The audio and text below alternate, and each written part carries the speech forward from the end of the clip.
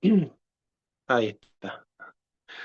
Bueno, entonces estamos en esta cuestión del libro 5, el Delta. Este es el libro 3 del 5, o sea, sería como el capítulo 3. Y estamos tocando el tema del arqué, el tema del fundamento, del principio, de las causas. Y estamos viendo cómo todo el tiempo Aristóteles, cuando habla de estas cosas, ya sea de las causas, de los principios, del fundamento, ya vamos a ver cuando habla de la naturaleza, etcétera, Aristóteles siempre hace un trabajo filológico y después uno filosófico. El filológico es que él les pone a ustedes todas las significaciones que tiene esa palabra. Aristóteles es un analogista por naturaleza. Todas las palabras que él trata, o casi todas, digamos, casi todas, las que tienen relevancia filosófica, son análogas, es decir, que hay muchos significados y que hay un significado primordial del cual todos los otros significados toman su significación. Ese sería como el analogado principal. Pero esto es bien interesante porque hoy nosotros nos topamos con muchos filósofos que no son analógicos, que son univocistas y que ellos consideran que hay una sola forma de definirlas a las cosas. Entonces, bueno, es muy difícil debatir con alguien que si Aristóteles lanza 6 definiciones se queda con una sola, porque pierde la riqueza de la cosa, ¿eh? La pierde a la riqueza de la cosa. Entonces, esto es bien interesante notar cómo Aristóteles siempre lanza 6 o 7 modos de definir la misma palabra, o 6 o 7 modos de entenderla o de conceptualizarla a la cuestión en disputa, digamos así, ¿no? Entonces, bueno, yo quería comenzar con esta reflexión porque me parece que es importante, ¿no? Entender que en casi toda la realidad hay muchas maneras de entenderla, hay muchas maneras de entender, pero esas muchas maneras no son relativas, es decir, no están desconectadas unas de otras, sino que todas se articulan como enramadas, ¿no es cierto?, como gajos de un tronco común que es el analogado principal. Entonces sería bueno, ¿no? Incorporar eso, ¿no? Incorporar la pluralidad dentro de las concepciones unitarias, ¿no? La pluralidad dentro de la unidad. Eh, bueno, que esa es una vocación ya de Aristóteles. Pues bien, si estamos listos para la lectura, vamos a darle paso a la misma. ¿Qué hace César? ¿Qué se nos fue César? ¿O ahí anda? Ahí está. Bueno, ahí está. Bueno, entonces vamos a pasar a la lectura. César, entonces te comentamos que estamos en 1014 a 16. ¿Sí? El libro Delta, que es el libro número 5 de la Metafísica de Aristóteles, el capítulo 3, 1014, 1014 a 16.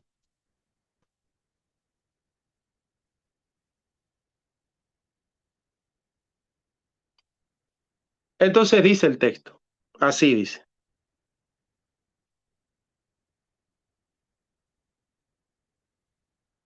Sin embargo, todas estas son en total 6. 6 son las maneras de conceptualizar las causas, ¿no? O de hacer distinciones internas dentro de las causas. Pero dichas en dos sentidos, pues se dicen causas o bien como lo singular o bien como el género. como lo singular es lo particular y como el género lo universal. ¿Quieren que vayamos a ver dónde está eso? Como lo singular está, ya les digo para que lo vean, en 913b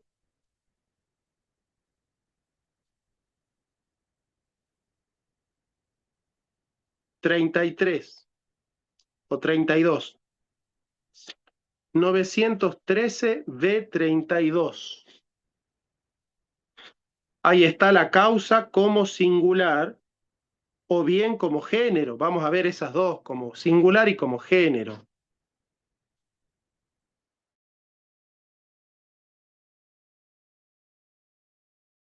Por ejemplo, el médico es causa de la salud y el artesano de su obra.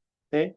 Es causa singular. Este médico es causa de esta salud y este artesano es causa de esta obra. Y este músico es causa de esta octava. ¿Entienden? Esa es una causa singular. Entonces Aristóteles ahí está recopilando y está ordenando las causas. Después dice también la especie, ¿no? Como singular, dice así, ¿no? Pues se dicen como lo singular o bien como el género. El género de la estatua, ¿cuál es? El género de la estatua es la estatua misma, ¿no? La estatua es su propio género. Y eso está en el 35. Y además como el accidente y sus géneros, ¿ven? Por ejemplo, la estatua. La estatua como causa formal, ¿no? De la especie, la causa formal de la especie. Ese entonces, la estatua es la causa de la especie, que es la causa formal. Después sigue diciendo Aristóteles, o bien como el accidente o como el género del accidente.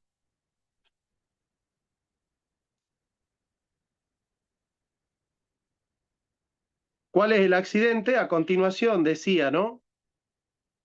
El 35 y el 36 dice, de un modo polícleto y de otro modo un escultor, porque el escultor es accidentalmente polícleto.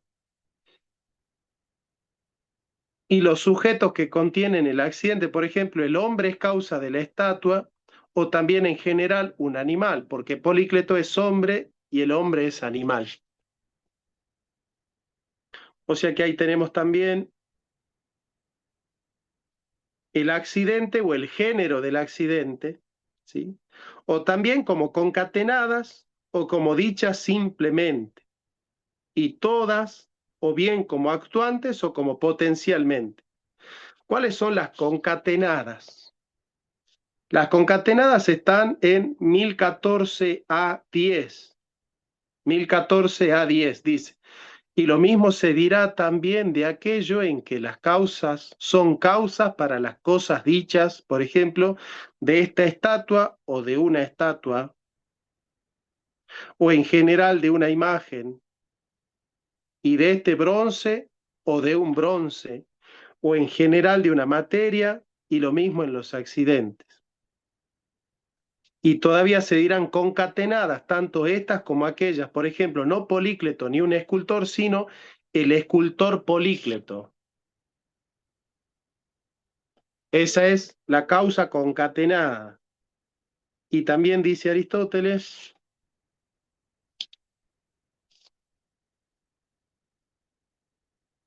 o como dicha simplemente, por ejemplo, viste cuando se dice el escultor Polícleto es una causa concatenada porque digamos que formalmente Polícleto y el escultor formalmente son dos, pero sustancialmente uno. ¿Sí? Entonces, si yo digo que la causa de la escultura es Polícleto y el escultor, formalmente, o según la segunda intencional, digamos, dividiendo y componiendo, hay dos causas, Polícleto y el escultor. Porque estoy hablando de causis componendas, de la causa compuesta. En cambio, si hablo de la causis simpliciter, de la causa simple, digo solo Polícleto, por ejemplo, ¿no? Y todas, o bien como actuantes, o bien potencialmente.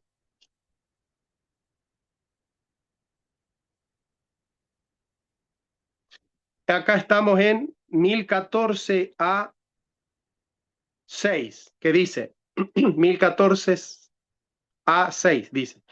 Y además de todas las causas dichas tanto propiamente como accidentalmente, unas se dicen como en potencia y otras como en acto. Por ejemplo, causa de la edificación, un edificador o un edificador que está edificando.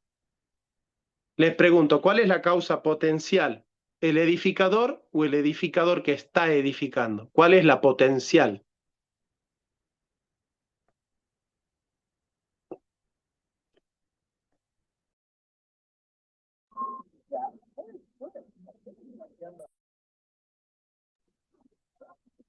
El edificador. El edificador es la causa potencial y la causa actual, el edificador que está edificando, el escultor que está esculpiendo, el cantante que está cantando, el corredor que está corriendo, ¿se dan cuenta?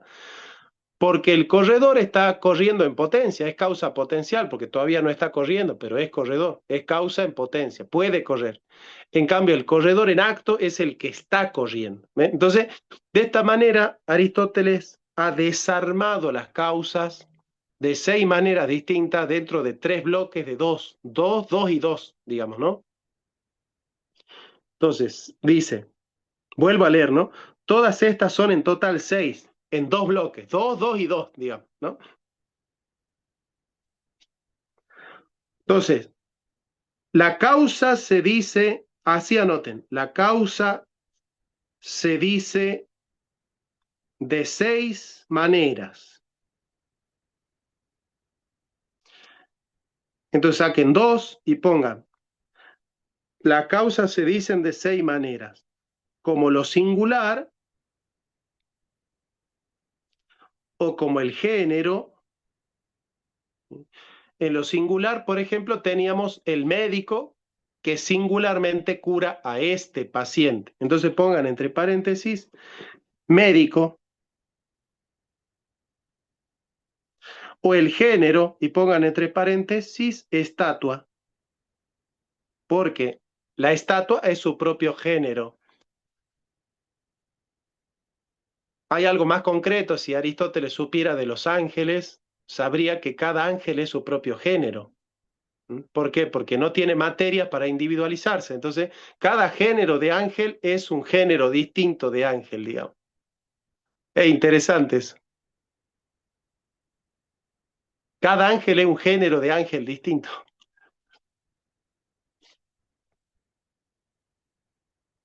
Sigamos, ¿no?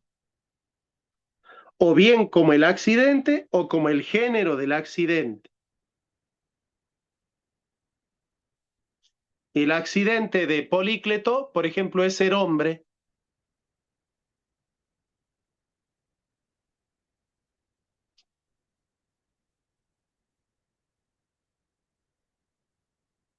No, claro, el accidente es ser hombre, claro, y el género sería animal.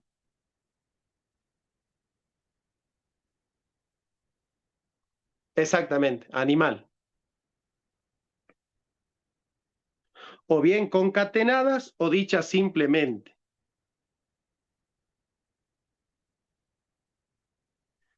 Concatenadas significa sería Polícleto y escultor.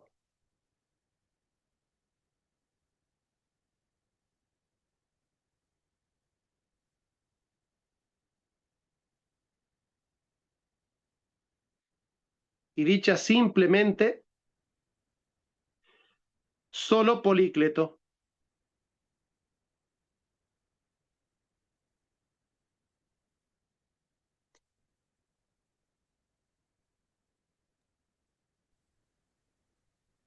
¿En dónde cabría ser la precisión de animal racional? Claro. o como en potencia o en acto. En potencia, escultor, y en acto, escultor que está esculpiendo.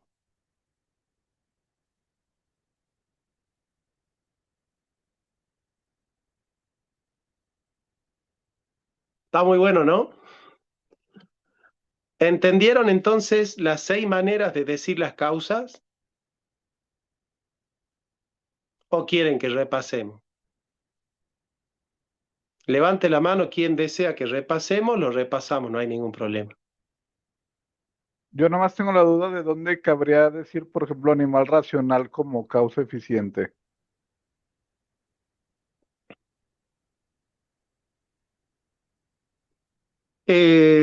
Pero depende, como causa eficiente de qué. De la escultura, ¿no?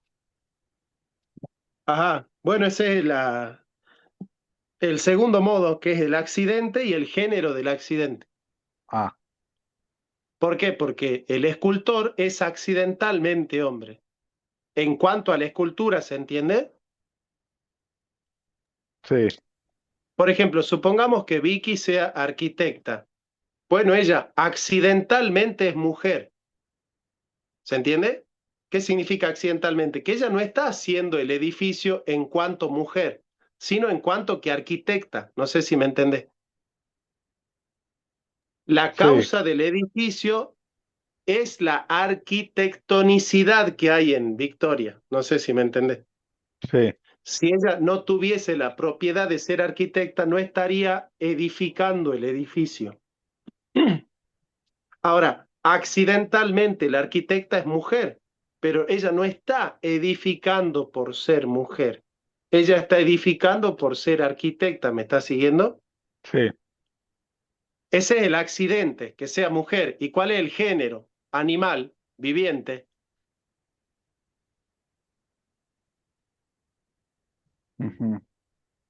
Entonces, vos podés decir que accidentalmente Victoria está edificando, la mujer accidentalmente está edificando el edificio.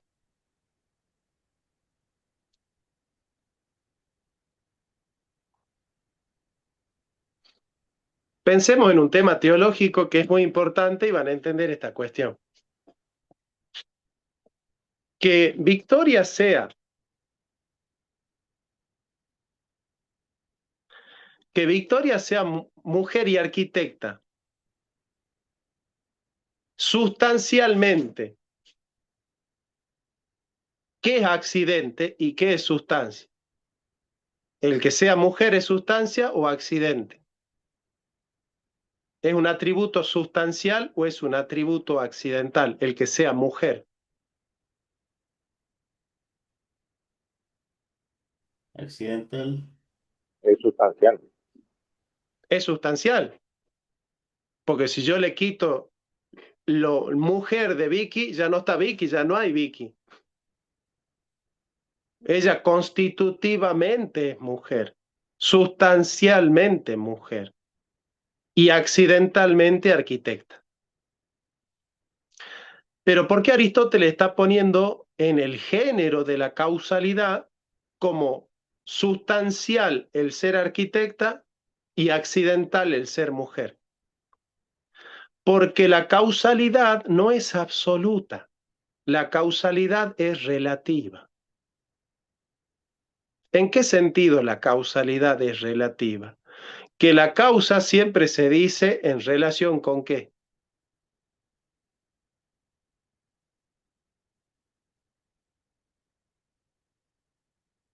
Con el efecto. con el efecto, ¿sí? Entonces, ¿qué es lo que está causando primeramente el edificio que está haciendo Vicky? Que ella sea mujer o que sea arquitecta, Arquitecta. que sea arquitecta. Entonces, esa es la causa sustancial. Aunque Vicky sustancialmente sea mujer, ella como causa del edificio es sustancialmente arquitecta y accidentalmente mujer, porque ella no está edificando en cuanto que mujer, sino en cuanto que arquitecta. ¿Se entiende eso? Messi es el mejor en cuanto futbolista, no en cuanto modelo. ¿Se dan cuenta? Si nosotros hablamos en relación con el fútbol, Messi es el mejor, pero en relación con la belleza no es el mejor. Todo va a depender de en cuanto a qué estemos hablando. Por eso el género causalidad es un género relativo, ¿entienden eso? Por eso, cuando Arturo me dice, ¿qué hay de animal racional como causa? Y yo que le pregunté, ¿como causa de qué? No, si no existe la causa así sin más. Cada vez que se menciona una causa, se debe mencionar la causa de qué. Yo puedo decir, César es causa, puedo decir, pero ¿causa de qué? No se puede preguntar así, la causa, como, ¿es causa? Bueno, pero ¿causa de qué? César Daniel Vázquez, escuchamos tu intervención. Johnny, ¿cómo estás? Aquí desde la combi, aquí dirigiéndome al trabajo, pero en clase. Bien, Johnny, amigo. ¿sabes qué? ¿Sabes qué? Esto me lleva a la reflexión. Esto deberían de entenderlo las feministas, porque consideran que la causa de que haya Claro, algunos claro, ah, feminicidios es la condición de ser mujer. Y no claro, es así. La causa es la así. violencia. La Claro, causa es la tal violencia cual, y la violencia no tiene género. tal cual, tal cual. No la está matando a causa de ser mujer. Por ejemplo, si él le quiere robar, no la está matando en cuanto que es mujer, sino en cuanto que es poseedora del bien que él quiere hurtar. ¿Se entiende? Perfecto, perfecto, perfecto. O sea, ella como víctima es principalmente poseedora del bien y accidentalmente mujer. ¿Se dan cuenta o no? Vamos a suponer, yo voy caminando por la calle y me topo con una mujer que tiene una cartera. ¿Sí? Bien. Y yo para robarle la cartera le pego un disparo. ¿Sí? Bien. Ella, en cuanto víctima, en el género de la causalidad, ella es accidentalmente mujer o sustancialmente mujer, en cuanto a que víctima de ese tipo, de ese asalto. Accidentalmente. Accidental. Accidentalmente mujer. Ahora, el feminicidio, cuando vos querés generar un tipo legal, vos tenés que tomar la sustancia o el accidente para generar el tipo legal. La sustancia. La sustancia. Entonces, si la mujer es víctima de un asalto y fruto del asalto a mano armada termina muriendo, ¿él la mató por ser poseedora del bien que él desea o por ser una mujer? Por ser poseedora del bien que él desea. Sin embargo, en la ley eso se va a contar como feminicidio, es decir, como que ella murió por ser mujer. Entonces, está perfecto lo que dice César, porque se va construyendo el caso en función de tipos que no son tipos, son antitipos, porque vos tenés que edificar el tipo según la causalidad sustancial, no según la causalidad accidental. ¿Entendés o no? Por ejemplo, si Vicky está manejando, ¿sí? La dejamos tranquila, Vicky. A María José, por ejemplo, María José está manejando su auto y Luis, sin querer, la atropella y la mata. ¿La atropelló por ser la conductora del auto que recibió el impacto o la atropelló por ser mujer? La atropelló por Por ser ser la conductora. conductora del auto que recibió el impacto. Ahora, ¿qué pasa si él tiene un vínculo con ella? Se va a decir, bueno, él la mató por ser mujer. ¿Se dan cuenta o no? Esa es la construcción pues, del patriarcado supuesto. Claro, que no es lo mismo, por ejemplo, en el caso del nazismo. El nazismo los mataba por ser judíos o por ser blancos, negros, alemanes, pobres, ricos, inteligentes, tontos, buenos o malos. ¿Por qué los mataba? Por ser judíos. Ahí es donde se puede crear un tipo legal. ¿Pero por qué? Porque el criterio es ese, porque hay un criterio consciente. ¿Te dan cuenta? porque no es que mataban a judíos pobres y a judíos ricos, no. Mataban a ricos y a pobres, mujeres y varones, buenos y malos, inteligentes y tontos, estudiantes y profesionales, labriegos, callejeros, pandilleros, buenos y malos, banqueros, profesores. ¿Se dan cuenta? O sea, ellos no discriminaban. Lo único que hacían era decir, bueno, si es judío, lo matamos. Ahí sí se puede decir que lo mataba por ser judío, porque la causalidad es directa, porque el criterio de la muerte no es otra sino pertenecer a esa raza. Pero en este caso del que estamos hablando nosotros, que es el que nos trae César, que es el feminicidio, qué lástima que no está Fede. No sé si alguien le puede escribir a Fede para que se sume. Che, está lindo el coso como para que Fede A ver, participe. Fede Yunes, ¿no? Federico Yunes. Qué bueno que está, qué bueno que está. Pero les voy a hablar de la teología para que entiendan eso y después vamos con el tema de lo legal de nuevo. María es madre de Dios según la carne. En cuanto al género de causalidad, en el género de causalidad, ¿cuál es el efecto, digamos, el efecto sustancial que hace que sea una causa sustancial y cuál es la causa accidental? Si María es madre de Jesús según la carne, ¿es primeramente madre de Dios o es primeramente madre de esta persona que es Jesús, que es humana?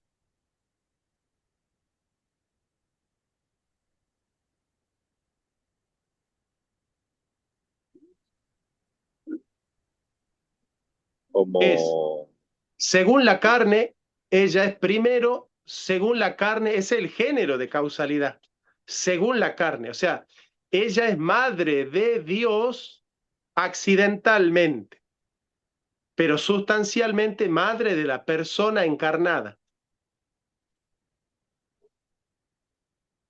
Por ser madre de la persona encarnada, sustancialmente, que en el género de la causalidad es accidentalmente Dios, por ser ontológicamente divino, es que se dice que es madre de Dios.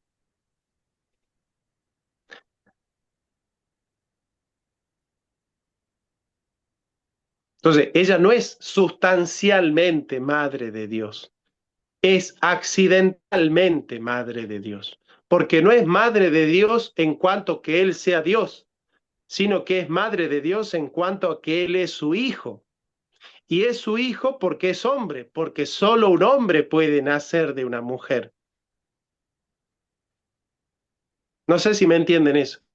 Jesucristo, si no fuese hombre, ¿pudiera nacer de una mujer? No. Ahora, porque es hombre, puede nacer de una mujer. Entonces, ese es el según, ese es el modo de la causalidad. Por ser hombre, él es nacible. ¿Se entiende la palabra nacible? Tiene la potencia de nacer. Entonces, él es, en cuanto hombre, sustancialmente hijo de María. Porque María solo puede ser madre de un hombre. ¿Se dan cuenta de eso? ¿Se entiende eso? María solamente puede ser madre de un hombre o no. O María puede ser madre de un Dios sin más. María solo puede ser madre de un hombre. Pero como este hombre en el género de la causalidad es accidentalmente Dios, ella es madre de Dios. Porque al ser madre de este hombre, que es divino, ella es madre de Dios. queda 1 minuto y medio. Che, qué bueno que está, ¿no? Me Ujú. están poniendo caras como que no están entendiendo una pepa de lo que Yo, les estoy explicando. yo sí. Pero bueno, está bien esto de explicar esto teológicamente porque es preciso que entiendan cómo es que se entiende la causalidad. Que a veces se invierten los roles, ¿ves? Porque Jesús es sustancialmente Dios y asume la naturaleza humana. accidentalmente, si se quiere. Pero en el género de causalidad, María es madre sustancial del hombre y accidentalmente del Dios. Es maravilloso. Volvemos, nos conectamos en el mismo link.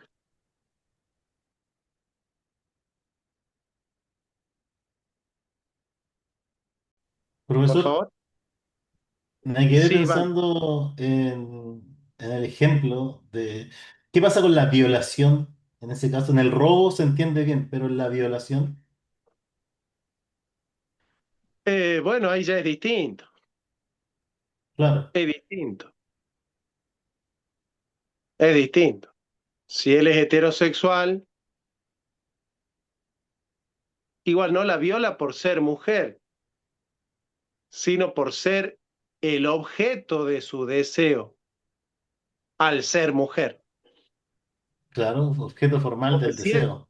porque si lo que a él lo mueve a violarla es que es mujer, él estaría violando a todas. No sé si te das cuenta. Ujú. Claro, se complica, Digamos, pero sí está ¿estás bien. grabando, Arturo, o no? Sí, Ok. Si lo que lo mueve a él, mira que siempre que hablamos de violación, hablamos de que él la viola a ella, ¿no? Ya está incorporado eso, ¿no? Claro, Este, pero digamos, si lo que lo mueve a él a violarla es solamente que ella sea mujer, él la estaría violando a todas las mujeres que se cruzan por la calle. claro, que el hecho de ser mujer la enfrenta como un objeto formal más débil o una presa más fácil. No, no ¿Ok? porque él puede conseguir presas más fáciles que sean varones, pero él no quiere estar con los varones. O sea, Exacto. es cierto que a él le gustan las mujeres, pero no es la única causa que lo mueve. ¿Me entiendes? Si lo moviera que sea mujer, entonces él se movería con todas las mujeres. Lo que se mueve es que ella es objeto de su atracción y que él piensa que puede satisfacer su deseo con ella. Entonces, el objeto es que ella es objeto de atracción, claro, pero es objeto de atracción porque es una bella mujer. Suponete, ¿no? Que tenga buen gusto. En realidad, cada vez que a uno le gusta algo, lo considera bello, si no, no le gustaría, ¿no? En cuanto a la belleza subjetiva, decimos, ¿no? Entonces, es sustancialmente por ser bella y accidentalmente por ser mujer. Podría ser entonces tipo de causa formal del objeto del acto, como definición. Causa Claro, formal del objeto del acto. ¿Sí? Ya. así es. Por ejemplo, yo estoy dando clase no por ser hincha de River, sino por ser profesor de filosofía. Accidentalmente soy hincha de River.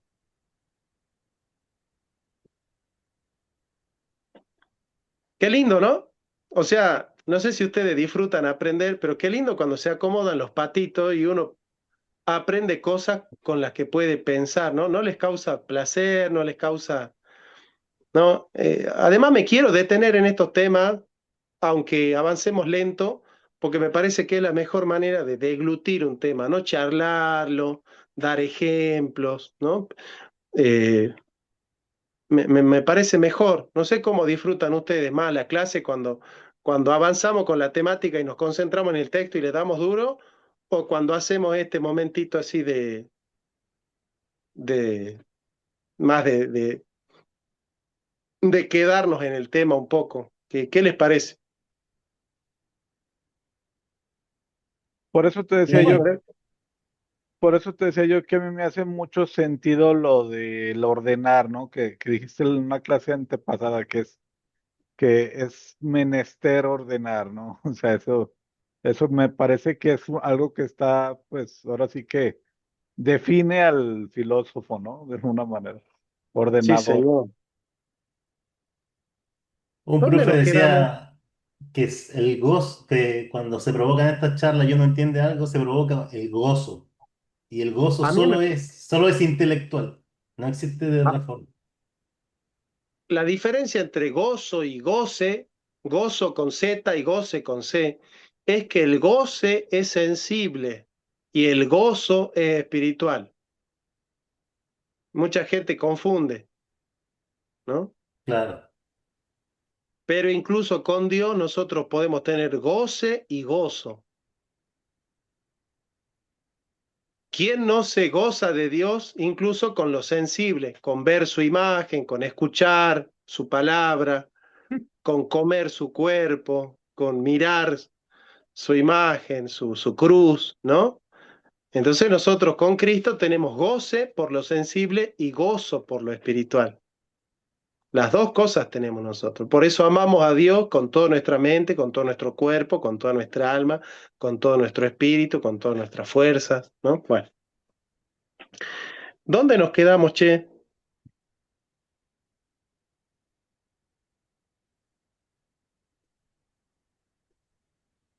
Y se diferencian, así, ahí, y se diferencian, estamos en el 20, ¿sí? En el 20. Y se diferencian en que las que están en acto, es decir, las causas que están en acto, y las singulares, son o dejan de ser junto con las cosas de las que son causas. ¿Quién se anima a explicar eso? Las que son singulares y en acto desaparecen con el efecto, dice, ¿Cómo? No te escuché. porque estás en otra. Los que están en la clase sí me escuchan. Vos querés hacer dos cosas, querés estar haciendo lo que estás Es haciendo que y traigo dice, la mala conexión. que las causas que están en acto y son singulares desaparecen junto a su efecto. Ah, ¿Te animas a explicarlo? Johnny, son las cosas irrepetibles. No, no es eso. ¿Qué significa que una cosa está en acto? Por ejemplo, ¿cuándo un cantante es cantante en acto? ¿Cuando no está cantando o cuando está cantando? Cuando está cantando, ¿no? Bien. ¿Y cuándo desaparece la canción? ¿Cuando él canta o cuando deja de cantar? Claro, cuando deja de cantar. Entonces, ¿entienden lo que está diciendo Aristóteles? Cuando la causalidad se la ve en acto y singular, el efecto desaparece cuando desaparece la causa. Es decir, en el mismo momento en el que el corredor se detiene la carrera también. En el mismo momento en el que el cantante se detiene la canción. En el mismo momento en el que el bailarín se detiene el baile. No sé si entienden lo que está diciendo Aristóteles. sí, le doy yo, profesor. ¿Quiere que explique? Dale, Son, amigo. o sea, en el ejemplo que da Aristóteles, creo que en el libro dice que mientras el edificador construye, es causa en acto. Cuando la casa ya está terminada, ¿no es cierto? Ya En no es potencia. causa en acto, claro. O sea, no desaparece el edificador como persona, sino que desaparece su causalidad actual. Así es. Así es. Por eso dice, por ejemplo, este que cura simultáneamente con este que es curado. Una vez que está curado el paciente, ya no cura más el médico a este. Por eso es causa singular, porque estamos hablando de este médico con este paciente. Potencialmente el médico puede curar a otro, pero ya no a este. Incluso si este se vuelve a enfermar, ya no lo está curando de esa dolencia que se curó, porque ya lo curó. Si no lo curó, lo tiene que curar, pero no es que lo curó y lo tiene que volver a curar de lo que ya está curado, salvo que la contraiga de nuevo a la enfermedad. Pero en cuanto a la causa singular, si la contrae de nuevo, es otra causa distinta. Por eso tiene otro salario. ¿Se da cuenta? Es hermoso porque, claro, te hace entender toda la realidad. Es bellísimo, Aristóteles. Bueno, sería parecido a la causa la causalidad jerárquica, digamos, en cierto sentido. ¿Por qué? Porque me parece que se le llama causa jerárquica cuando está en acto causando, ¿no? O sea, me recuerda mucho a la causalidad jerárquica. Está, digamos, en acto moviendo, ¿no? Digamos. Mm. Entonces me parece que hay un parecido. Bueno, puede ser, puede ser, puede ser. Sí, sí. Y este que edifica con esto que es edificado. En cambio, la que están en potencia, no siempre, pues no se destruye la casa al mismo tiempo que el edificador. ¿Sí? Pudiera enfermarse el paciente y el médico seguirá siendo sanador. Pudiera desaparecer la canción, pero el músico seguirá siendo músico. ¿Entienden? Bien. Ahora vamos con el elemento. ¿Sí? Vamos a ver qué tipo de causalidad es el elemento. ¿Vale?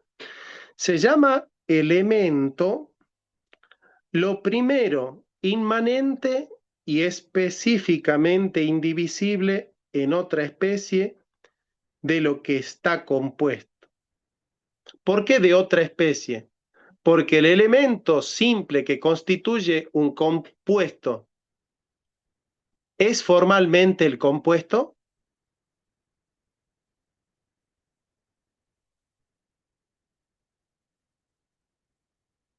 ¿Se entiende la pregunta que te lleva Aristóteles? Por ejemplo, ¿el hombre está compuesto de células? ¿El hombre es una célula? No. ¿Ven? Eso es lo que está diciendo. Volvamos a leer. Dice, se llama elemento lo primero inmanente, es decir, lo primero que lo constituye desde adentro, ¿no? Y específicamente indivisible, es decir, que aquello que lo constituye de manera atómica, ¿se entiende? De manera que no se puede buscar otra mónada más fundamental en términos democritianos. Indivisible en otra especie, ¿ven? O sea, lo que constituye al compuesto no es del género del compuesto. Eso es lo que está diciendo Aristóteles. Escríbanlo así porque me gusta la frase. Escríbanlo como yo les estoy diciendo. Lo que constituye al compuesto, así escriban. Lo que constituye al compuesto no es del género del compuesto. Díganme si otra frase puede resumir mejor esta idea. Es más, si Aristóteles me estaría escuchando, ya la incorpora la frase a la metafísica, ¿no? Broma, broma. Pero o no, César, decime o no. ¿Está para ponerla o no? Está para ponerla, está buenísima. Porque no está escrita y me parece que la frase mía es más clara que lo que dice Aristóteles, ¿eh? Porque Aristóteles dice que es inmanente y específicamente indivisible en otra especie. ¿Ustedes entienden mejor esa frase o lo que constituye al compuesto no es del género del compuesto? ¿Qué frase entienden más? La segunda, porque sí te da, o sea, yo me estoy imaginando a los átomos. Tú dijiste las células, yo me estoy imaginando a los átomos y el hombre no es un átomo, el hombre es un compuesto superior a lo que es el Claro. indivisible. Claro, ¿ven? En esto se muestra el profesor. El profesor tiene que alumbrar las cosas y ponerlas claras. Eso es un profesor. No todo filósofo es profesor y no todo profesor es filósofo. Kant, por ejemplo, no era profesor, era tremendamente feo para explicar las cosas, era muy malo para explicar las cosas, Kant. Por ejemplo, son elementos de una voz aquellas partes de las que se compone la voz y en las que finalmente se divide, pero estas ya no se dividen en otras voces específicamente diferentes de ellas, sino que aunque se dividan, sus partes serán de la misma especie. Por ejemplo, los tonos. Las voces están compuestas de tonos, pero los tonos ¿de qué están compuestos? De más tonos. No hay algo antes que el tono. ¿Se entiende? Entonces, el tono es el elemento de la voz y la voz es el elemento de la canción. La canción no es la voz y la voz no es el tono. Entonces, el tono es el elemento de la voz. Eso está diciendo. ¿Me siguen? Dice, por ejemplo, una parte de agua es agua pero no es sílaba una parte de la sílaba. La parte de la sílaba es una, ¿cómo se llama? La parte de la sílaba en lingüística, ¿cómo se llamaba? ¿Se acuerdan que en la escuela nos hacían hacer? Qué sé yo, matemáticas, pero ¿cómo se llama cada? Sílaba, profe. No, Las palabras se descomponen en sílabas, pero la sílaba, ¿de qué se compone? de letras, No, pero hay algo más que la letra. Bueno, las letras, fonemas. ¿no? Los Las diptongos, letras, las ¿eso? letras. Las letras, sí, las letras. Las letras componen las sílabas. Y hay algo más fundamental que la letra. En la literatura no. En principio, Porque, no. a ver, un palito que no forma una letra no es literatura. La literatura está, ya cuando hay una letra ya hay literatura. Una letra es literatura, pero algo menos que una letra no es literatura. ¿Se dan cuenta? Un sonido es música, pero algo menos que un sonido no es música.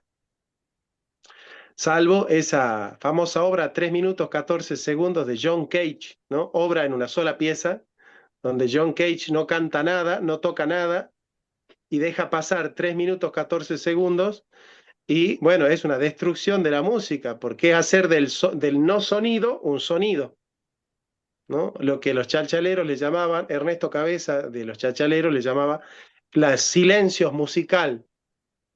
Bueno, pero el silencio musical en los chachaleos viene después del sonido. En John Cage es la música del no sonido. Bueno, pero eso se agota en sí misma, ¿no? Una música que no ejecuta sonido se agota en sí misma, digamos, ¿no? Pero bueno, esto está muy de la era postmoderna del no relato, ¿no? Del no relato. Bueno, y de modo semejante explican también los elementos de los cuerpos, los que dicen en qué cosas últimas se dividen los cuerpos sin que éstas se dividan ya en otras cosas específicamente diferentes. Es decir, la célula, ¿no? La célula es el núcleo básico, todo lo demás está compuesto de células o átomos, ¿no? Y ya sean una o varias las cosas tales, las llaman elementos. Y de modo parecido se llaman también elementos los de las proposiciones geométricas y en general los de las demostraciones. Por ejemplo, un concepto es un elemento de un silogismo, porque el silogismo está compuesto de varios conceptos, incluso de varios juicios. ¿Cuántos juicios tiene? ¿Cuántos juicios mínimos debe tener un razonamiento?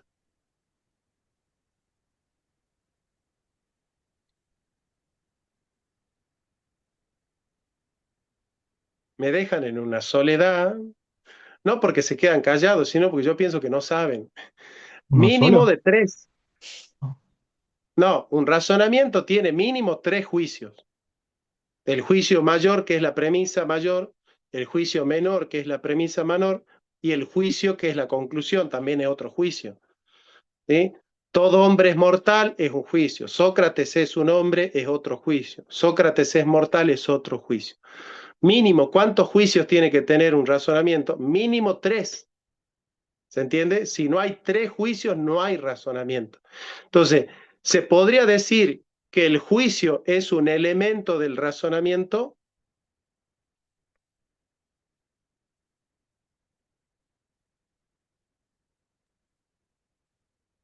Sí, ¿Quién dijo sí? José. ¿Quién dice que no? ¿O quién dice que sí? Pues depende cómo estés considerando el elemento mismo, porque si se está conformado con tres elementos, son elementos individuales que juntos forman a un solo elemento, pues ese Lo sería que como... pasa es que las premisas son divisibles o no.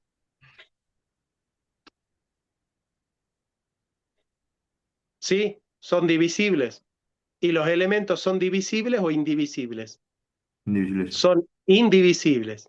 Entonces, la premisa es el elemento de la lógica. Mm. No. ¿Cuál es el elemento de la lógica?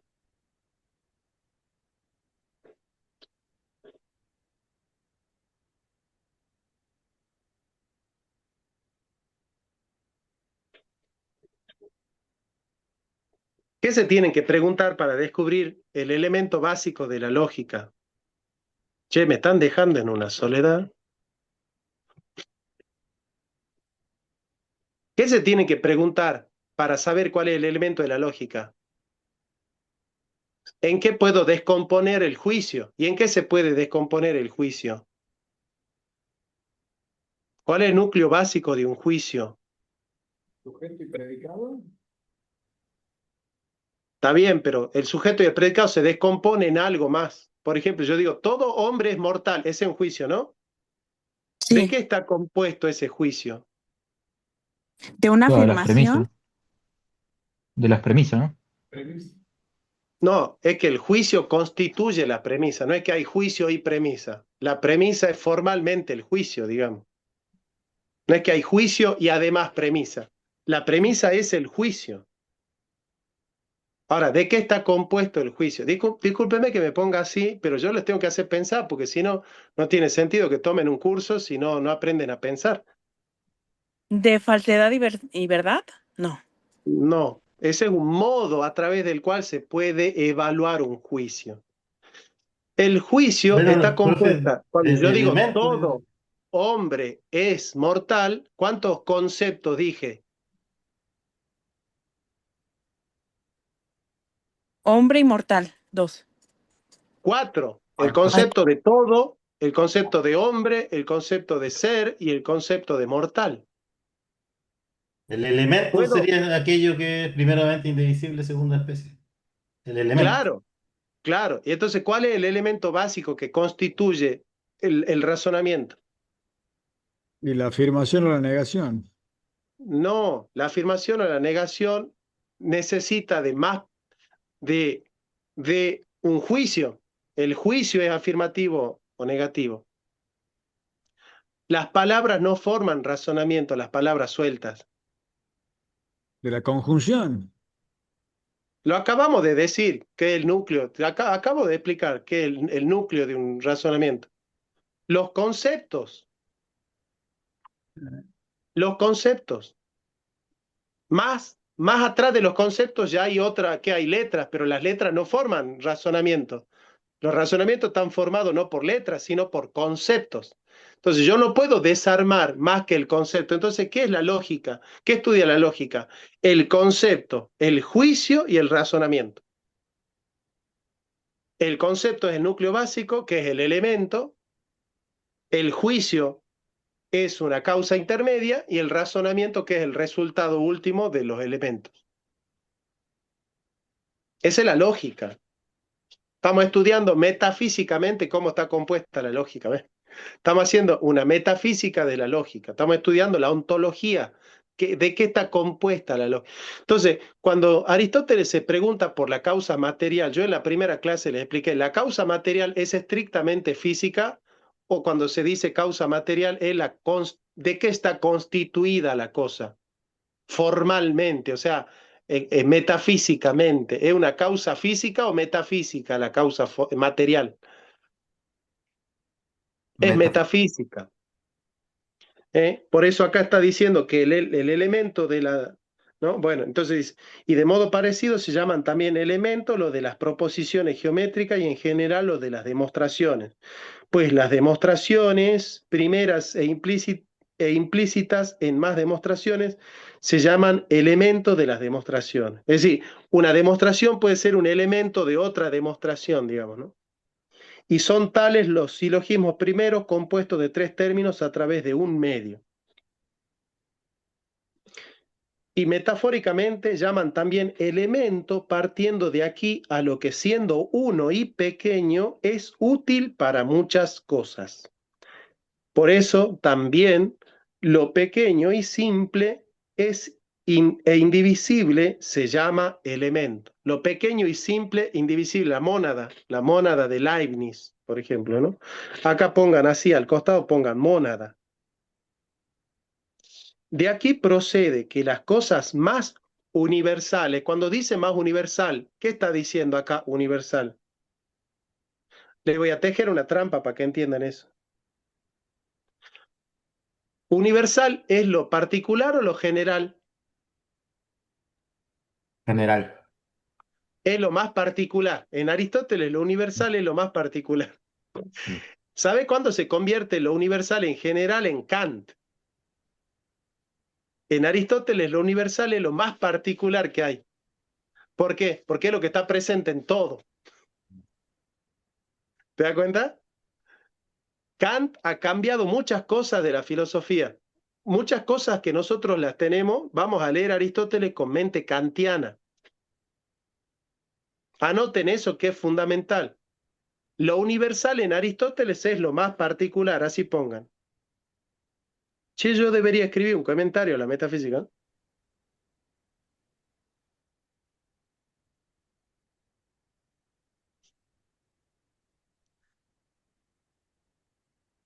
Ustedes saben que los comentarios más lindos de la metafísica surgen de profesores que dando clase hacen anotaciones y de esas anotaciones surgen después los comentarios, porque a veces los comentarios explican estas cosas que Aristóteles no está explicando. Bueno. Por eso también lo pequeño y simple se llama, bueno, de aquí procede que las cosas más universales son elementos, porque cada una de ellas, siendo, ve, una y simple, ve César, una y simple, está en muchas o en todas o en la mayoría. De aquí que el uno y el punto sean considerados por algunos como los principios, ¿no? El uno, ¿por qué el uno es universal? Porque está presente en todo y es lo más simple que hay. ¿Cuánto tiempo nos queda, Arturo, por si acaso quede poquito y... Quedan 6 minutos. Ok.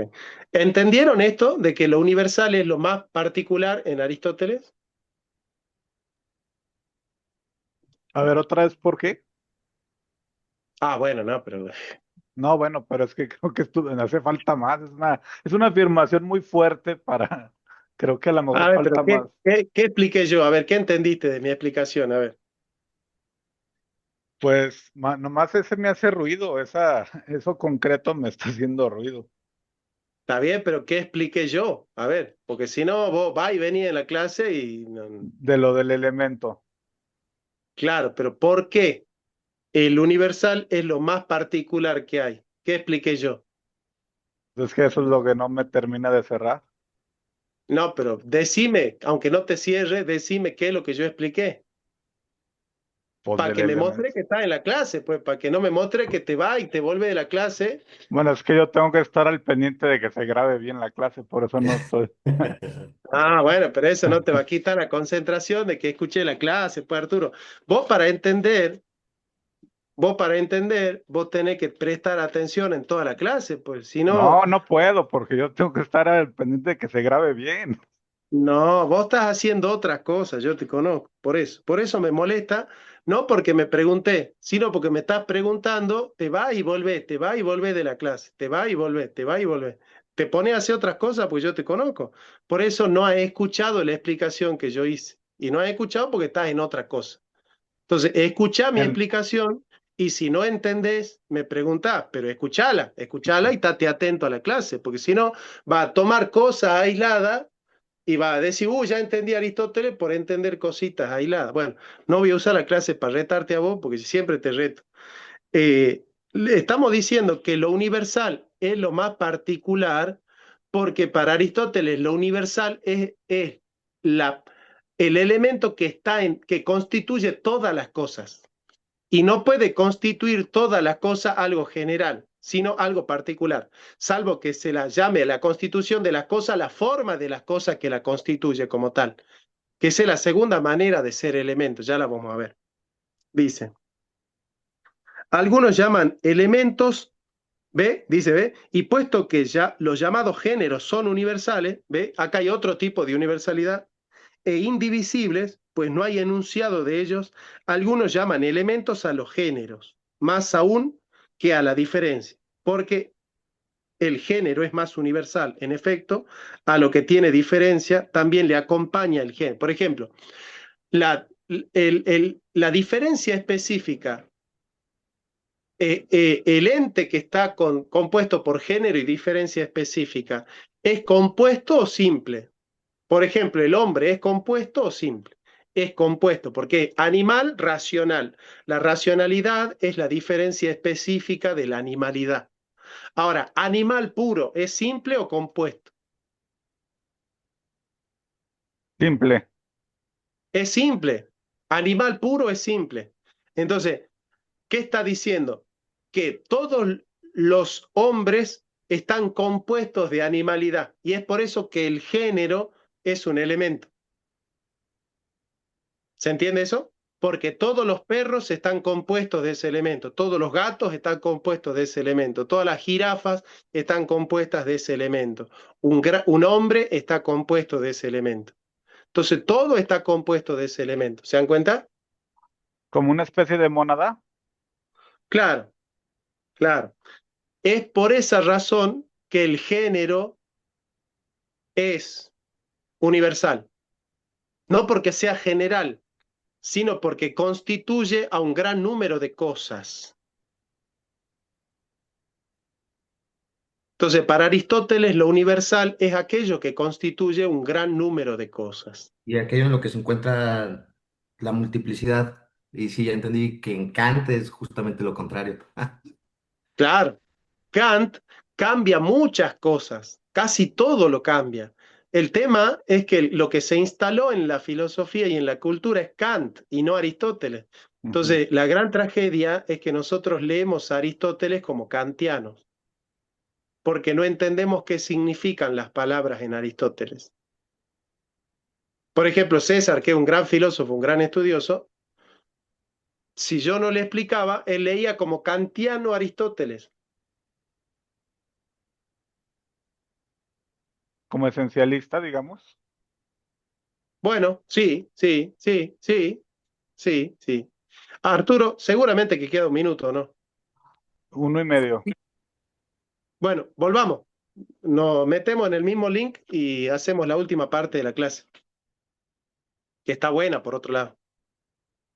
Científico, ¿no? Como buen científico, él quiere identificar lo general en lo elemental.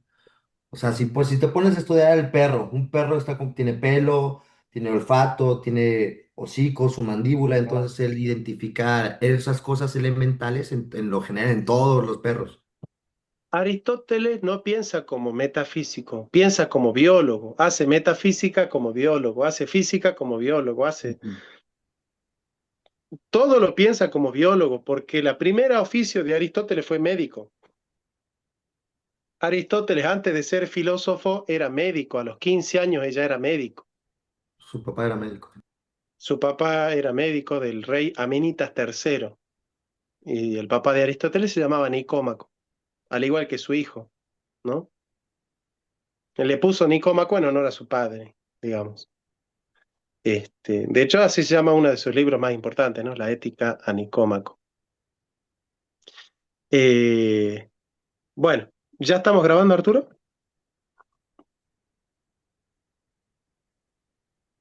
Sí. Sí, estamos grabando. Bueno, eso es interesante, ¿no? O sea, género, elemento es aquello que constituye una realidad. ¿Y cómo el género puede constituir una realidad? Porque es el que constituye formalmente la realidad, digamos. Se podría decir que lo que decías ahorita de Kant, que para él esto solo lo podría ver como esencialista, ¿no? O sea, como que estamos construyendo aquí ideas que no, de la razón pura, ¿no? Porque, o sea, él no vería los universales como los vemos en Aristóteles, los vería No, o como, sea, acá no está comprometida su postura con respecto a qué es la esencia. Acá está mostrando que el elemento, digamos que el analogado principal, que la concepción que está en base a todas las otras, es que el elemento es aquello que constituye una pluralidad dentro de una particularidad. Entonces, por ejemplo, ¿qué es lo que constituye al hombre? La célula. Entonces, la célula es el elemento que constituye materialmente al hombre. ¿Qué es el concepto? Es lo que constituye formalmente el silogismo, porque el silogismo está compuesto de muchos conceptos articulados en juicio y los juicios unidos por premisa y las premisas unidas a la conclusión. Entonces, el concepto es el elemento del silogismo, el elemento formal, y el género es el elemento formal de la sustancia, porque la sustancia está compuesta del género. ¿Sí? O sea, todo lo que nosotros sepamos lo vamos a saber del género. Miren, por ejemplo, a ver si les explico acá. Me encanta el árbol de Porfirio porque es como que el árbol de Porfirio te estructura todo. A ver, ¿dónde estás? Acá está, mira. Nosotros tenemos, por ejemplo, ¿no? El primer género de todo es la sustancia.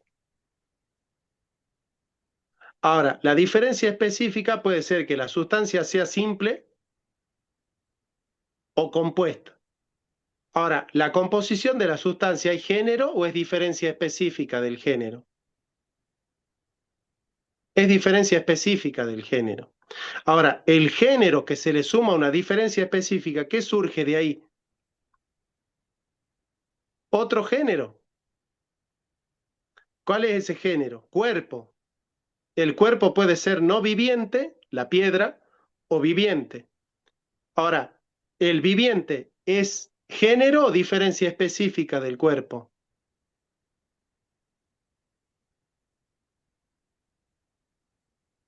Diferencia, porque después va a venir otro subgénero. Claro. Entonces, el cuerpo tiene una diferencia específica que puede ser viviente o no viviente. Si el cuerpo es viviente, ¿qué surge? ¿Qué género surge?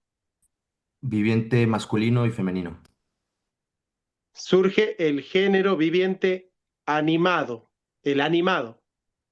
El animado es un nuevo género que puede dividirse en insensible, como por ejemplo las plantas, o el sensible, que es una diferencia específica. De la diferencia específica sensible, ¿qué viene? Un nuevo género que es la sustancia corpórea animada, ¿qué es? Animal. Y el animal puede ser irracional, como Diego Rusarín, o racional, que es la diferencia específica. Y el animal racional constituye un nuevo género. ¿Cuál es ese género? Hombre. ¿Se dan cuenta? Ahora, si vamos descomponiendo hombre, racional, animal, sensible, animado, viviente, cuerpo, compuesto, sustancia, ¿a qué llegué? ¿Al género o a la diferencia específica? Al final.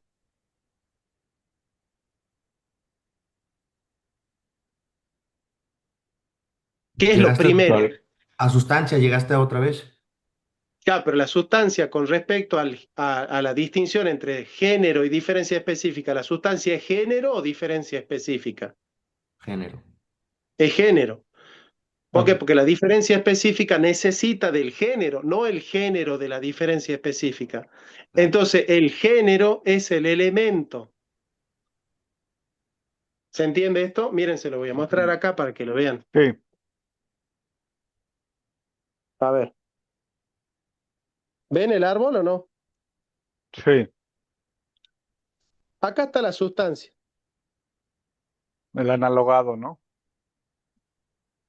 Bueno, acá está la sustancia, que puede ser sensible o compuesta.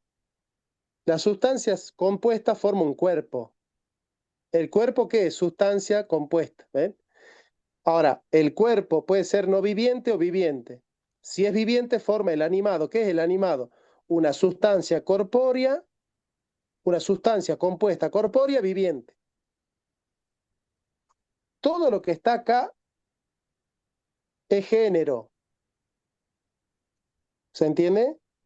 Y todo lo que está acá es diferencia específica o género subalterno. ¿Entienden eso? Ujú.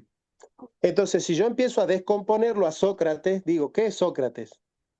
Es un hombre racional, animal, sensible, animado, viviente, cuerpo compuesto, y llego a sustancia.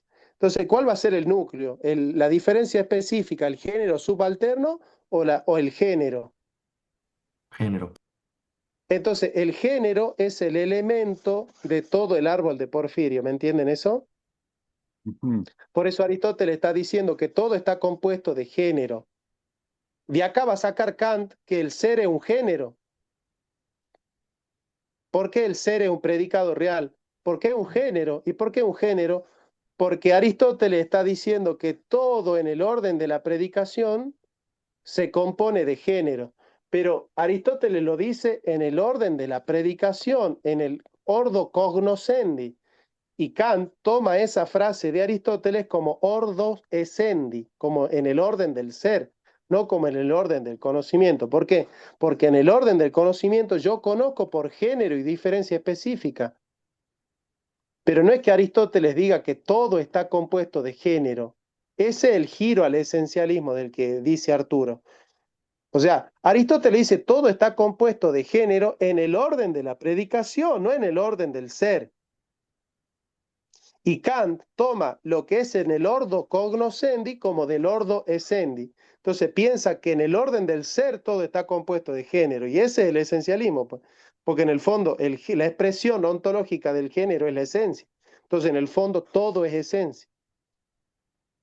Por eso Kant dice el ser no es un predicado real. El problema de Kant es que lee metafísicamente lo que Aristóteles lo desarrolla en términos de la nociología, de la lógica. Pero Aristóteles lo desarrolla así porque la metafísica de Aristóteles no está dividida en metafísica general y metafísica particular. Él está haciendo ahora metafísica particular. Y como ya Wolff le enseñó a Kant que metafísica es metafísica general, él piensa que Aristóteles cuando desarrolla en el delta estas distinciones, las hace en el orden de la metafísica general. O sea, está enfermo de modernidad Kant. Está leyendo desde la modernidad a Aristóteles. Desde la inmanencia, ¿no? Desde la formalidad, Ándale. digamos. Bueno, acá lo dejamos. Hemos tenido una clase muy exquisita. Han aprendido mucho realmente. Están aprendiendo muchísimo. Yo creo que, bueno, esto sería para dar todo el año, ¿no? Aristóteles. Nunca van a dejar de aprender Aristóteles. Si nosotros tomaríamos un curso de un año, todo el tiempo estarían aprendiendo cosas nuevas de Aristóteles porque esto no termina más. Pero, Esto a no ver, termina más. entonces Kant estaría viendo los géneros como esencialista que es, ¿no? O sea, los estaría viendo como muy, casi casi como abstracciones muy que son construcciones meramente de la mente, ¿no? No los ve en No, al contrario. Al contrario. Él ve la esencia como la constitución fundamental de la metafísica de las cosas. Ujú. Pero tiene que haber, ¿qué es aquello por lo cual Lo que Aristóteles lo pasa ve es en que la... acá está operando mucho Escoto y cómo Ujú, lo lee desde Escoto, Suárez a Tomás, ujú, porque para Escoto lo primero no es el acto, sino la potencia. ujú, Y la esencia con respecto al acto es potencia, digamos, ¿no? O sea, ¿qué es primero, el hombre real o el hombre posible? Dice Escoto. ujú. El hombre posible. Ahora, ¿el hombre posible es existencia o es pura esencia? El hombre posible Bueno, existencia, ¿no? claro. Eso viene de Avicena. Avicena dice que la existencia es un accidente de la esencia, porque está la esencia pura, que la constitución pura de la cosa es la esencia pura, y le adviene la existencia al ente posible. Ujú, Lo que Santo Tomás se ríe porque no hay entes posibles, no existe la categoría ente posible, porque el ente no es, el concepto de ente no es potencia, es acto, pues.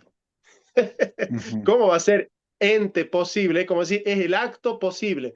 O es acto y no es potencia, o es potencia y no es acto. No existe el ente ujú, posible. ¿Se da ujú, cuenta? O sea, toda posibilidad reposa en una realidad. No existe las esencias puras. De hecho, en Platón las esencias no son puras, son actos. Las ideas son actos. Los pensamientos en Dios no son potencias, son actos, porque son Dios mismo. ujú, Avicena piensa que hay un momento donde hay puras esencias y nada más, y no hay acto, es pura esencia. Y después se convierten en acto. Entonces, el acto vendría a ser como un añadido de la esencia, como un accidente de la esencia, digamos. ujú, Es que es metafísica de la contingencia, la de Avicena. Claro, ujú, porque entonces justamente como lo primero es la potencia, ¿qué va a decir Escoto? Que hay mundos posibles. Esta idea de que hay cosas, todo es posible, que es la vía que utilizó este Chango para debatir con Aristarco, el filósofo, el Filo Palomo. El Filo Palomo fue desde la potencia, no fue desde el acto. Dijo, hay muchos mundos posibles y para que se realice el mejor es necesaria una causa. No podés empezar con la potencia. Escoto empieza con la potencia. Por eso Escoto dice, el ente es el no ente. O sea, es la negación de la potencia pura. El ente niega la potencia. El ente surge por negarla la potencia. ujú, Claro, pues la potencia no se niega, la potencia se actualiza, pero ¿cómo va a actualizar una potencia un ser que no está en acto, pues? Solo un ser en acto puede hacer pasar algo de potencia a acto. Las potencias puras no se actualizan, digamos. Ese es el error metafísico de Escoto, el error metafísico de Suárez y el error metafísico de todo el esencialismo moderno. Por eso la pregunta de Heidegger es, ¿por qué el ser y no la nada? Pero porque si la nada no es la variante del ser, la variante del ser es el acto puro, la variante del ser del ente. O sea, la pregunta correcta es la que hace Santo Tomás. ¿Por qué el ente y no más bien solo el ser? No por qué el ente y no más bien la nada. Si detrás del ente no está la nada, detrás del ente está el ser. No hay en el fondo nada. Cuando alguien quiere poner en el fondo la esencia y la esencia es pura potencia, metafísicamente la esencia no es nada. Entonces, el nihilismo no comienza con Descartes, el nihilismo comienza con Kant. Con ujú. Kant comienza el nihilismo, Y con porque la Ockham, esencia sin el acto de ser, no me interrumpas, después eh, pregunta, la esencia sin el acto de ser, ¿qué es? mm, Nada, nada. ¿Qué es la esencia sin el acto de ser? Sáquenle a las esencias el acto de ser, ¿qué queda? No queda nada. Ni una Entonces, si yo existencia. considero que la esencia es lo primero, en el fondo, ¿qué soy? Nihilista. Del esencialismo al nihilismo, ¿qué paso hay que dar? Hay que dar uno solo, hay que preguntarse, ¿la esencia sin el acto qué es? Nada. Entonces, de Kant a Nietzsche hay un paso. Nietzsche dio el paso lógico que dio, que sacó la consecuencia lógica de lo que puso Kant. Kant dijo que lo fundamental es la esencia. Ya lo dijo Avicena, ¿no? Y lo tomó Suárez. Y Kant es discípulo de Suárez por Wolff. Digamos, Suárez es maestro de Wolff. Wolff es la tercera camada de discípulos de Suárez. Y Wolff es maestro de Kant. Más suarista que Kant no hay. ¿Sí? Entonces, si lo primero es la esencia, y la esencia sin el acto no es nada, de Kant a Nietzsche hay un solo paso. O sea, en el fondo nosotros ahora vivimos en nihilismo por culpa de Kant, no por culpa de Nietzsche. Nietzsche está sacando las consecuencias lógicas de la metafísica de Kant y de la metafísica de Suárez. O sea, todo comienza con Avicena. ujú. Pero ¿no sería que esto precisamente tiene que ver con el origen, con el comienzo metafísico? Porque justamente llegan a esas conclusiones porque su comienzo metafísico es desde la mente, ¿no? De hecho, cuando ahorita tú dijiste esencialistas y te tocaste la cabeza, porque justamente, definitivamente los esencialistas es como que hacen mucho juego con ese comienzo metafísico que empieza desde la No, para pero Kant. para Avicena la esencia no es mental. Para Ujú. Avicena la esencia es ontológica. Pero ese eje lo toman por eso lo toma Kant, ¿no? Porque ven el comienzo metafísico desde el lado de... Está bien, pero Kant coloca la esencia en la mente como Ujú, sujeto trascendental. ujú, Pero ese es Kant, no es Avicena. Avicena es metafísico. ujú, ujú. El problema es que no siguieron a Tomás, siguieron a los modernos siguen a Avicena, a Escoto, a Occam, a Suárez, Ujú, menos a Santo Tomás. ujú. Ninguno lo sigue a Santo Tomás. Y la culpa de eso no es de Descartes, de decir, de poner el comienzo en la esencia, digamos, en el No, alma. no, yo te voy a decir de dónde viene la culpa de los grandes problemas de la teología y de la filosofía moderna. Tiene un solo culpable. Escoto. ¿Con quién estudió filosofía Descartes? En la Flèche. Con un mexicano. Ah, sí. Ah, sí. Pero en la Flèche, ¿dónde estudió? Con un mexicano que era, ¿de qué orden? Ah, jesuita. Jesuita. Todos los problemas de la teología moderna y de la filosofía moderna vienen de los jesuitas. Todos, todos. Todos vienen de ahí. Ah, sí. Son los jesuitas los que asumieron a Suárez. Los jesuitas son suaristas por esencia.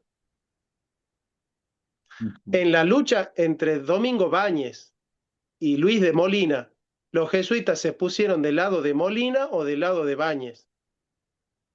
De Molina. ¿Por qué? Porque Molina defendía la tesis de quién? De Suárez. ujú, Los errores filosóficos de la modernidad surgen del suarismo. Y los que defendieron esos errores en la filosofía y en la teología fueron los jesuitas. Rastreen a los jesuitas y van a ver la corrupción mental y teológica que tienen los jesuitas. Corrupción mental, corrupción espiritual, corrupción filosófica, todo lo que toca un jesuita lo rompe. Bueno, no por nada el papa más equivocado teológicamente ha sido un jesuita, ¿no? ujú. Pero bueno, no me quiero meter en esa porque acá hay católicos que pueden ofenderse, pero No, pero lo que pasa es que, bueno, o sea, la cosa es que Suárez pone, digamos, para él el ente es más conceptual, ¿no? O sea, no es que lo disuelva, pero es como muy conceptual, ¿no? El ente. no, eso es la modernidad ya. No, no, Ya son mucho después. metafísicos. Está entendiendo mal ya. Está metiendo ya chicha con limonada, está mezclando todo. No, no, no. Es Kant. Kant es el que hace el giro de la esencia como sujeto tras. Es Kant. Sí, pero heredado Ellos de cuando Suárez. hablan de la esencia, pero a ver, entender, pues caramba. Ellos cuando hablan de la esencia, hablan de la esencia real, no de la esencia mental. Ujú, Suárez, ujú. Occam, son Sí, metafísicos.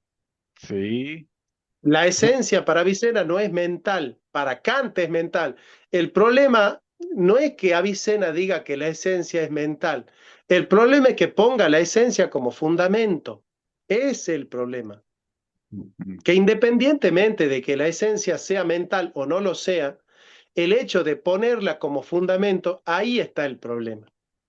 ujú, El problema de Kant es que la coloca la esencia como fundamento y encima que coloca ese fundamento como intrínseco al sujeto trascendental. O sea que hay dos problemas en Kant. En Avicena hay uno solo, pero ese solo es la consecuencia de todos los otros problemas de la modernidad. ujú, ujú. Hay Entonces, que leer a Suárez, hay sí, que leer a Suárez. Ustedes lean a Suárez y van a entender a todos los modernos en Suárez. tú Todos los dirías, errores de la modernidad están en Suárez, en potencia y en acto también, porque ujú. Tú dirías entonces que precisamente por eso es el error de Heidegger de decir por qué el ente y no la nada. O sea, por eso es el error. o sea, el error de todo filósofo es apoyarse en un medieval que no sea Tomás. Ujú, Heidegger se apoya en Escoto, en Tomás de Erfurt, en el pseudo Escoto. ujú, Hegel se apoya en quién? En Averroes. Kant se ujú, apoya en Avicena, en Suárez. ujú, Todos ujú. se apoyan en un medieval que no es Tomás.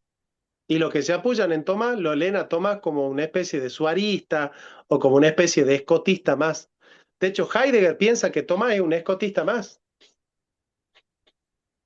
En Ser y Ujú. Tiempo, Heidegger lo lee a Santo Tomás como un escotista. Miren, ya le voy a leer el Ser y Tiempo.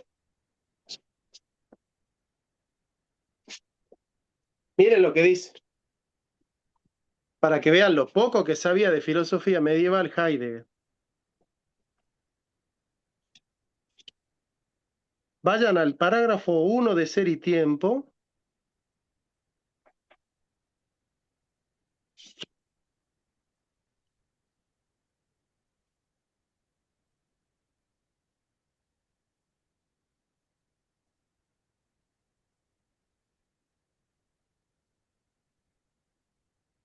Miren, les voy a mostrar acá, para que lo lean desde acá nomás. Miren, dice, ¿llegan a leer ahí? ¿Sí? Sí, Dice, a ver, lee, César, lee donde yo estoy marcando. en cierta comprensión. No, la ontología, Ah, ya, ya. La ontología medieval discutió copiosamente el problema, ante todo en las escuelas tomista y escotista, sin llegar a la fundamental claridad. ¿ve? Y cuando Para él, finalmente, sí, para él, el escotismo y el tomismo hacen lo mismo.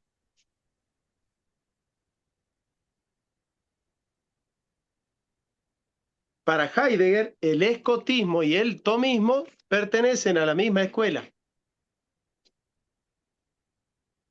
No podés poner nunca a Escoto y a Tomás en el mismo lugar, salvo que no sepa una pepa de filosofía medieval. Nadie va a pensar que Tomás y Escoto hacen la misma metafísica, ¿o sí?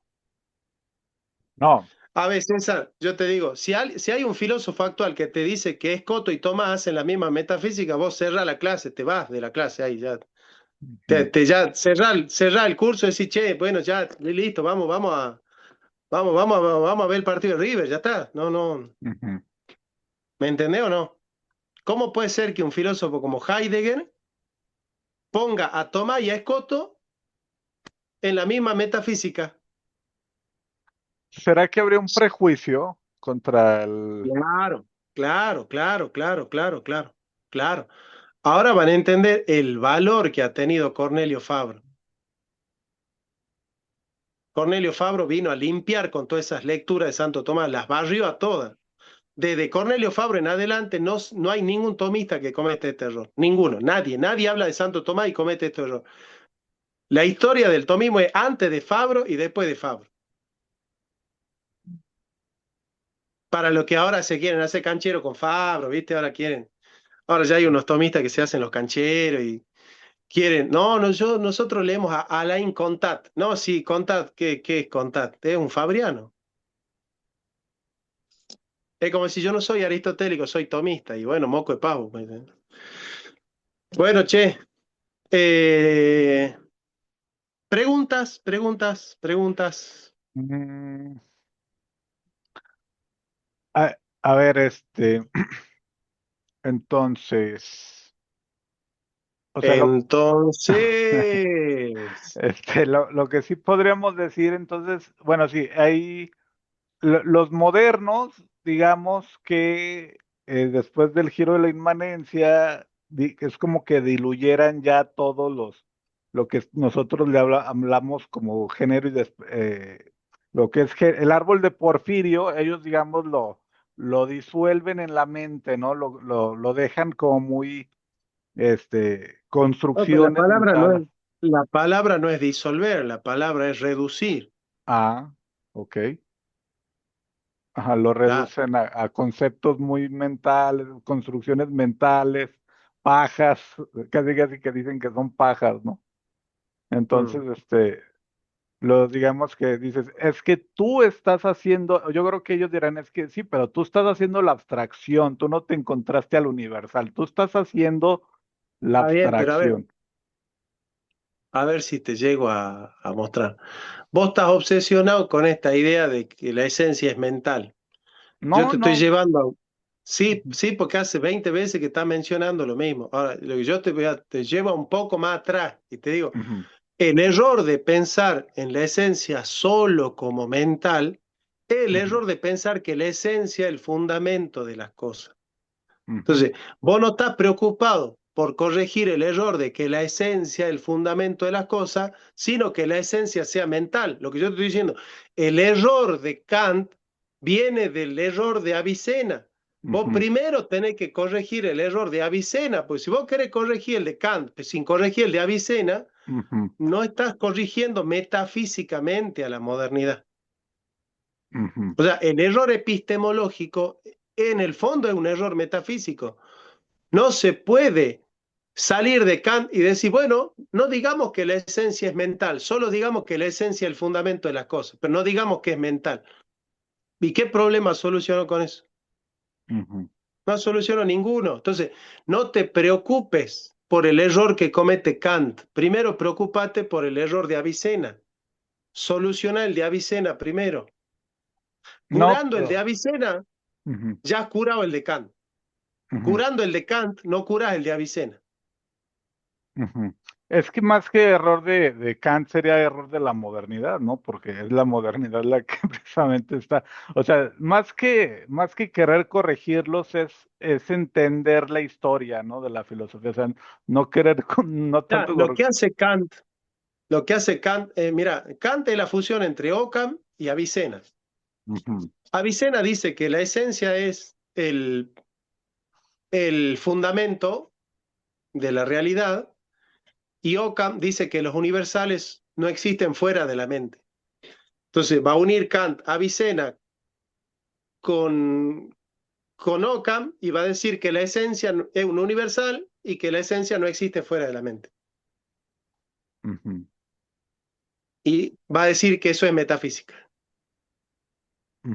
Kant escribe la crítica de la razón pura, no como un libro de lógica, como lo leería un tomista, es un libro de lógica, sino como un libro de metafísica. Y así lo defiende Heidegger. Heidegger defiende que la crítica de la razón pura es metafísica. ¿Por qué? Porque ambos son escotistas.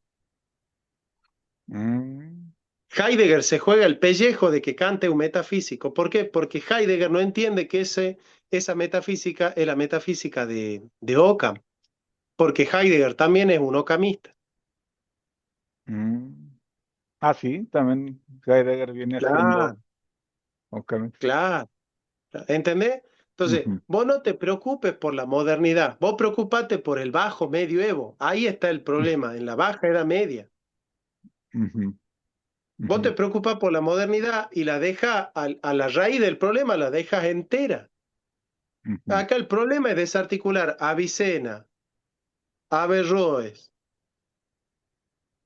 ujú, Occam, Escoto y Suárez. Destruyendo esos cinco y mostrando a Santo Tomás en plenitud, al moderno no le queda base para pisar, no le has quitado el suelo, no tiene dónde pisar. Si, a ver, si yo estuviera hablando con Heidegger y le hago decir que se equivoca Occam y que se equivoca Escoto y que se equivoca Suárez y que se equivoca...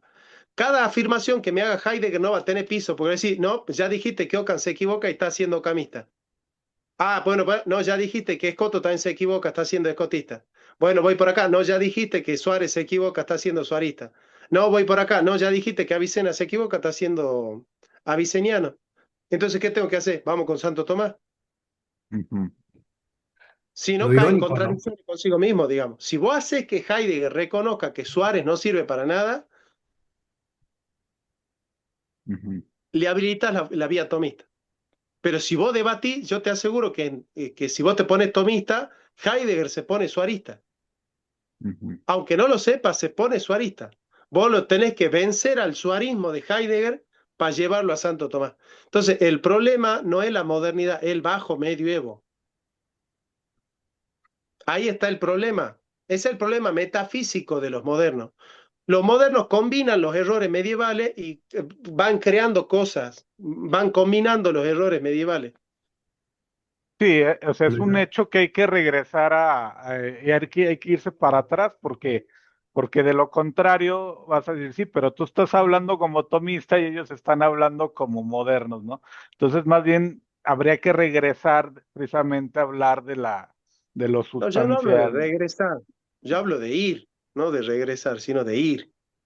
Ujú, ujú. Porque el regresar es como que estuvieran atrás y Santo Tomás No, está adelante. sí, pero es decir, regresar a Aristóteles, regresar a los debates que dieron origen a las corrientes epistémicas, ¿no? Porque decir, Claro, lo que pasa es que es muy ambiguo decir regresar a Aristóteles, porque ¿qué es regresar a Aristóteles? regresar a precisamente al acto y la Hay muchas lecturas de Aristóteles. Ujú. Todos regresan a Aristóteles. ¿O vos te pensás que Kant no es aristotélico? ¿Que Sí, Hegel no es aristotélico? sí, pero justamente Claro, por nosotros eso- estamos leyendo a Aristóteles de otra manera, pero yo sacate ese concepto de volver a algún lado, de volver. Acá el asunto es cimentar una buena metafísica, no hay que volver a ningún lado. Ese concepto de volver no hay que volver a ningún lado. Pues yo como te el escucho realismo muchas de hoy veces, en sí. día, ¿no? Yo te porque, escucho, en cada debate vos tenés un latiguillo, hay que volver a Aristóteles, hay que volver a Aristóteles. Hay que hacer una buena metafísica, que es superior a la de Aristóteles, porque Aristóteles tampoco es que es un metafísico que te resuelve todos los problemas, ¿me entendés? O o sea, sea, no, sacate ese latiguillo que vos tenés de volver a Aristóteles, en cada vez que vos tenés un debate, vos sí saca ese latiguillo, hay que volver a Aristóteles, hay que volver a pero Aristóteles. no es volver, pero es ir a Aristóteles, es ir a es que tiene que haber aquello por lo cual se fundamenta decir el comienzo metafísico es la mente y aquello por lo cual decir no, el comienzo metafísico es del ente. Decir, bueno, ¿tú por qué dices que es por qué es Está en el, bien. Pero eso no está tan claro en Aristóteles, eso en Aristóteles es debatible, en Santo Tomás eso no es debatible. por eso no sería de que dijeran, sí, pero tú ya estás comenzando desde Santo Tomás, ¿no? Todo lo que estás diciendo lo estás afirmando como desde una posición tomista, ¿no? Porque Entonces, vos ves las cosas desde la tribuna, pues vos ves las cosas como hoy yo soy tomista, me levanté kantiano, hoy soy heideggeriano, hoy pertenezco a esta tribu, mañana no, al otro, me pongo esta no, camiseta. solamente señalo los No, problemas de está la... bien, pero es que ese es el error que yo le veo a los jóvenes, pues, que andan en esa, ¿viste? De, oh, yo soy heideggeriano, yo soy de No, acá, yo yo soy no de aquí allá. no digo que soy nada. Aquí yo lo No hay único que que... ser, no hay que ser de acá ni de allá, hay que hacer buena metafísica nada más. Sí, por eso, pero ¿por qué dirá Heidegger, no? ¿Por qué dirán los modernos? Ah, bueno, por eso, hay que desarticular a esos, hay que desarmarlo a todo eso que están detrás de estos. Ujú. Los modernos no caminan solitos, muchachos, no caminan solitos los modernos. Necesitan Avicena, entonces.